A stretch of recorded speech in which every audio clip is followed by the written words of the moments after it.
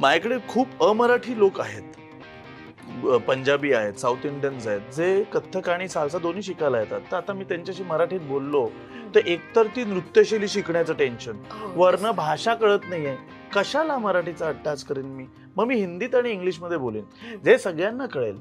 So मी ह्या मताचा आहे की जर तुम्हाला एखाद्या ऑडियन्सला ऍड्रेस करायचंय किंवा एखाद्या ग्रुपला काही शिकवायचंय, सांगायचंय, तर तुम्ही सगळ्यात प्रचलित भाषा ही राष्ट्रभाषा आहे आपली, म्हणजे हिंदी, जी नॉन मराठी लोकांना पण कळणार आहे, मराठी लोकांना पण कळणार आहे. मग हिंदी बोलायला काहीच हरकत नाही.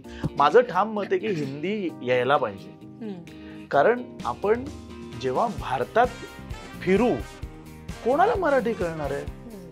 आणि मला आता बघायचं, मला जायचंय, आता राम मंदिरात जायचंय, मला गोरक्षनाथांची स्थानं आहेत सगळी UP MP मध्ये, ती बघायची आहेत. तर कसं मला त्यांच्याशी कम्युनिकेट करता येईल हिंदी शिवाय?